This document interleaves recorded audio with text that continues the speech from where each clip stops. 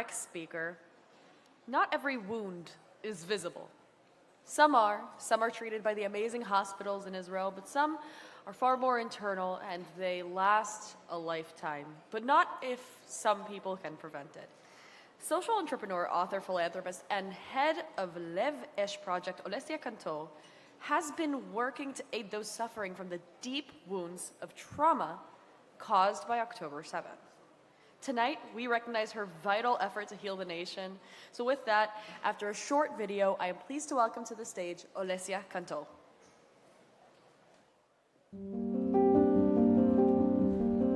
זה סתם, זה קיבל כדור. קיבל כדור? מתי? זה ברגע הפציעה? כן, הוא רמל לי בדם פה וסג. ספר לי על עצמך. אני יוסי בן 23, הייתי טכנאי טלפונים בשביל המלחמה. אני שמואל, אני בן 26. איפה שירת? יחידה קרבית של לוחמות.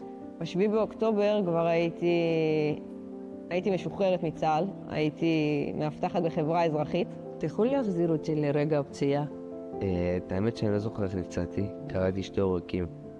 אני נפלתי על הרצפה ואיבדתי את ההכרה. ברגע של הפינוי, אני זוכר כאילו לא ידעתי מה יהיה איתי, כאילו אני רואה את היד שלי ככה מנופחת, את הרגל שלי מהעצם בחוץ, אין לי מושג מה הולך לקרות איתי. עמדנו 3 חבר'ה מאחורי ההאמר, ואז פגע בנו טיל ממש ראשון, פצע את 3 ברגליים. באותו רגע אני הסתכלתי על הרגל שלי, הבנתי שהיה לי פה חור די גדול. היינו בערך למזלנו איזה 70-100 מטר מהגבול, אז קפצתי את זה על רגל אחת. לצערי הגיע מחבל שניסה לרצוח אותי ואת השותף שלי. דקרו אותי 3 פעמים בראש. גם הייתי צריכה לנטרל אותו כי הוא לא הפסיק. גם אחרי שהוא דקר אותי, הוא ניסה להמשיך לרצוח אותנו. יש רגעים שאת פוחדת שמה שעברת, שזה יישאר איתך להמשך החיים? מבחינה פיזית, השיקום היה יחסית קל, אפשר להגיד. מה שבאמת מעניין זה הפגיעה הנפשית. בזה אני מקדישה את רוב הזמן שלי. תמונה שמאוד זכורה לי זה נעל, שכאילו אנחנו זזנו אחורה, והנעל כאילו נשארה. אז אמרתי או שלמישהו הלכה רגל, או שקרה שם משהו, כי נעל לא נופלת סתם. כן, יש קצת תגובות של הפוסט-טראומה, כן קשה לישון יותר, אני כמה זיע לפעמים, יש לי טיפה סיוטים, אבל לא פחדים. זה סבל, אבל לא פחד. אנשים פה הם דודות שינה, כל המחלקה פה לא ישנים בלילה, כולם פה סובלים מפוסט-טראומה. קשה לנשום, או מרגיש שכל העולם חורב מסביבך לרגע.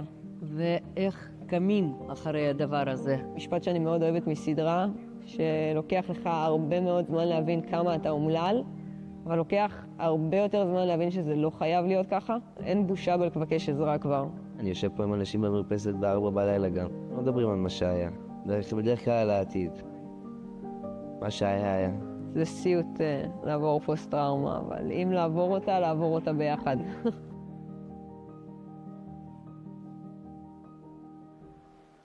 Thank you. You have been one of the 50 most influential Jews of the Jerusalem Post 2024. You know that already. You didn't know you were getting this.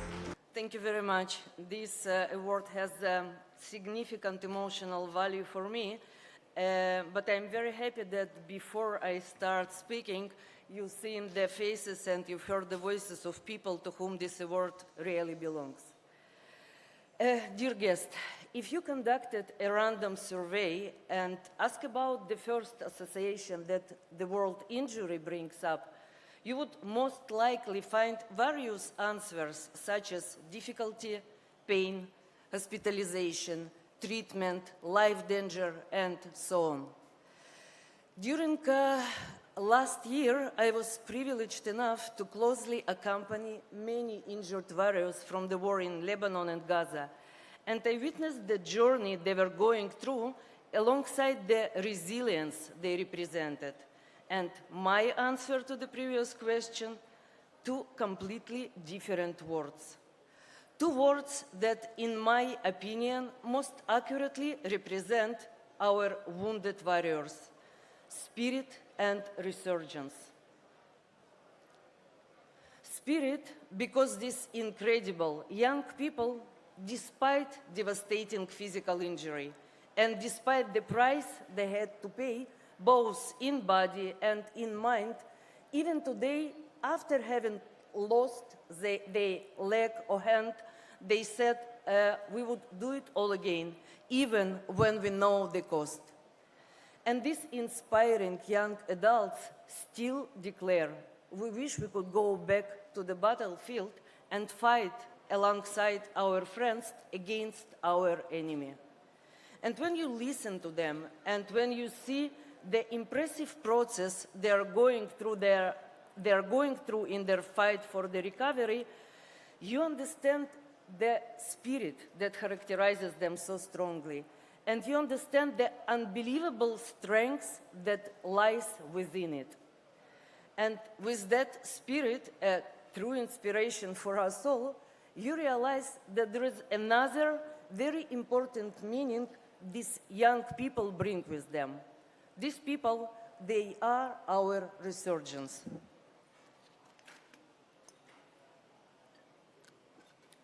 They are the ones who bring us hope for recovery and healing. They are the encouragement and optimism that are imperative for challenges ahead. They are the ones who are simply by being themselves, they are messengers of resurgence. That very one that we all look forward to at the end of this long, unbearable war. Their spirit will carry with it resurgence, and it will be not only their resurgence from a massive injury, but also our resurgence as a people. Dear guests, a little over a year ago, in the first weeks of the war, I asked myself, in the spirit of President John F. Kennedy's famous saying, what can I do at this difficult time for my country and for its people? I wished to uncover the country's deepest pain point while still meeting its needs. And I wanted to walk into this temporary vacuum like great many others before me. At this difficult point that reflected quite a bit of helplessness, my very own helplessness came to my mind. How, as a young mother immigrating to Israel with nothing in pocket, fighting for my existence and for a penny for my baby's food, I so needed a help and support to survive this great difficulty. The first step I decided to take after this horrible, forever engraved in our hearts Saturday of October 7 was to stand with the Nova Party survivors. I founded the Lev Esh Foundation, sending aid to wounded and injured, many of whom carrying severe psychological trauma that will forever remain in their hearts and minds. But the longer the war lasted, the higher became the toll it took with it. Alongside of hundreds of IDF war casualties, this war has left behind thousands of soldiers and civilians alike who have been fighting mental and physical wounds long and hard. Among those wounded, there are some people who are not acknowledged as such and at times might not be willing to admit that they have this psychological injury. The scars in their souls are of the deepest and most painful kind. And it might result in deterioration, drug abuse, criminal activity, and you name it. And we must see them and we must reach out to them. In addition to mentally wounded, I also have met IDF injured soldiers, the war's greatest heroes. These soldiers remaining their legs or hand amputees, hearing or visually impaired, and still, against all odds, they are fighting for recovery and they are inspiration for many. At the Lev Esh Foundation, we feel extremely privileged to support those heroes to whom we owe so much.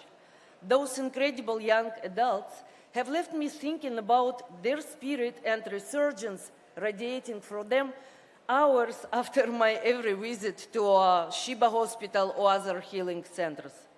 And I would like to share the story of two heroes whom I have met in the last year. One of them is Lieutenant Roy Yaaran, a platoon commander in the Nahal Brigade, who was critically wounded in the battle in Rafiah. Roy lost both of his legs in a battle where 3 of his warriors were killed. And he is now dealing with many injuries. He is now still in recovery center. But the first thing I noticed when I met Roy was his big smile. His smile is a winner's smile, a smile of a real hero, one of whom has decided to find and he will not let it go. Roy has been spending long months in recovery, surviving immense pain, yet somehow manages to give strength to everyone he comes across. 3 weeks ago, Roy arrived on his wheelchair to the graduation ceremony of the Nahal Brigade, where he granted honorary soldiers their green beret. This moment brought much emotion and pride, a hero's full circle, alongside the heroes that followed. And the other hero I would like to tell you about today is a Sergeant Major Michel Rokovitsyn, the most severely injured from the war. Michelle, an intelligence system technician, sustained severe injuries to her head, abdomen, and leg in the terror attack in her base Kisufim. Michelle had arrived at the hospital in critical state, where she had spent 3 months in complete comatose. Not a single person believed she would make it, but Michelle fought against all odds. And 2 months ago, still on a wheelchair, Michelle was released from the hospital. On her way to the recovery, a short while after, her devoted partner, Rinat, surprisingly proposed to her. Yes, it was another full circle, emotional, hopeful, eyes set on the future. Dear guests, Roy and Michelle did not know each other, and yet they undeniably share the same spirit, the spirit of commitment, values, inspiring perseverance, endless bravery and heroism. Thanks to these young people, young adults, we shall rebuild what has been destroyed, and we will reconstruct what has been distracted. With this spirit, the rebirth we have all been wishing for will come true. Am Israel Chai. Thank you.